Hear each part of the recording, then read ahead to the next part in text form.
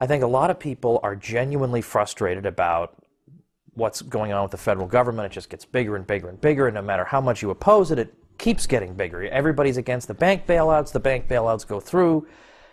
What can people do? And they feel like, well, you know, we've had enough conferences on the Constitution, we've handed out enough pocket constitutions, we voted for this stooge instead of that one, and nothing seems to work. Yeah. So what I'm doing with this book is tapping into that frustration and saying, well, given that everything you've tried has failed, unfortunately, why don't we revisit Thomas Jefferson's approach?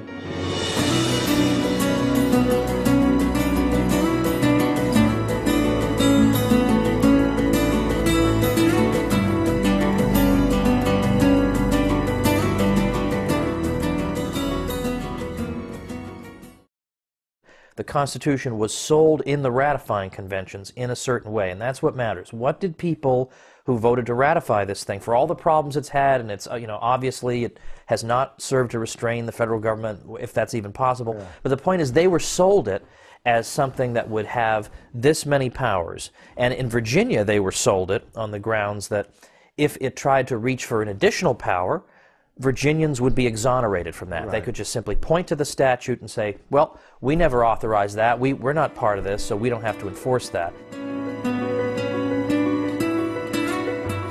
Jefferson's view was that political power, insofar as it exists at all, has to be broken up into little bits, and the little bits have to be the bulwarks against the giant bit. And if they don't perform that function, then yes, you're going to continue to be frustrated. But at least if you can pit them against each other, right. If you can get them fighting against each other, you know, like the Nazis against the commies, right. Then maybe people can find some reservoir of liberty. In Madison's Virginia resolutions of 1798, he said that the states were duty-bound to resist. Now, on other occasions, he's more timid and says, well, you know, only in extreme cases. But if you're going to say that they're duty-bound to resist, rather than this is something they could consider, maybe they could flip a coin and see if they should do it, well, that sort of language indicates that this is meant to be a standing weapon in the arsenal of the people.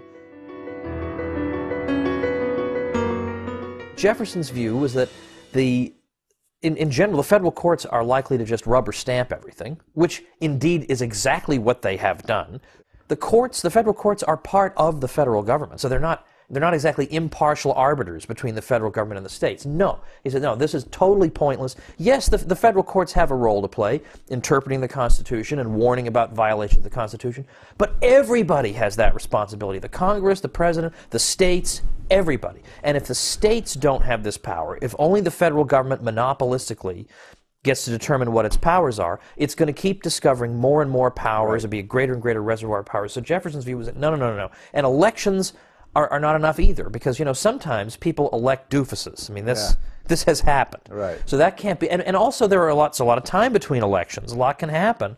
Everybody could be in jail by the time of the next election. And plus, what if you vote for, even if you vote for some good guy, like by some miracle, there's a good guy and you vote for him, then he gets in office and just, again, stabs you in the back. What is the recourse that could ultimately work? And Jefferson's view was that it has to come from the states saying, we're simply not going to do this.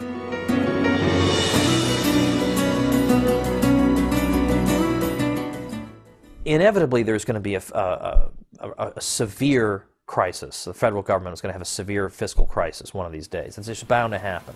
And so then it's going to be much harder for them to make credible threats against the states. Oh, we're going to withhold money. Oh, yeah, you're not going to send us any more checks that bounce? You're not going to send us any more...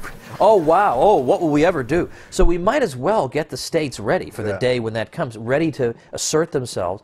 Plus, it is quite plausible, as this economy continues on this path of, you know, not recovering, that you could see a group of states standing together saying, we've gone through our state budgets line by line, and we've found all these unfunded federal mandates, and hey, we don't have the resources for them anymore. So you can pass all the laws you want to, you can hand down all the decisions by federal courts. The money's not there, the money's not there. What are you going to do, throw the governors in jail?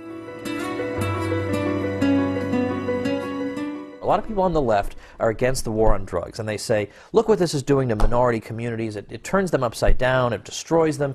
I mean, you know, how many more black kids have to be shot in the back before something is done about this? And then that's all they do. They give speeches and they write articles and they say, well, you know, maybe someday we'll get enough votes to... I mean, that's your answer? Are you kidding me? So in other words, your blood is boiling from moral outrage, but your response is, well, you know, our overlords have told us we have to prosecute this drug war. So you're going to sit there and tell me that it's okay with you because, hey, you know, this is our government, man. It's okay with you that this outrage goes on every single day.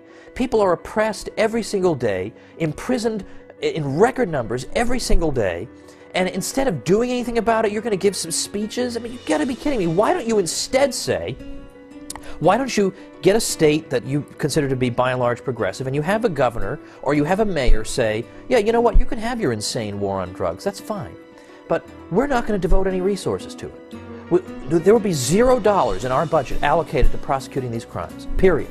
What are you going to do about that? That's our response.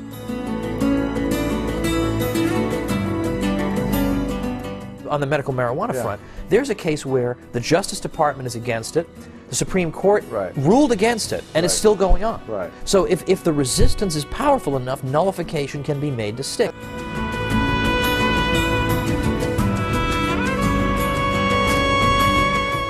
This is an ability, this is a way for institutionally, because it's very hard for me as an individual to say, hey, I'm going to nullify this federal act. Yeah, I'll be in prison in 5 seconds. But if institutionally there can be a way of saying, no, at the border of this state, that law stops, and we're protecting people in this state from it, I don't see how that's bad.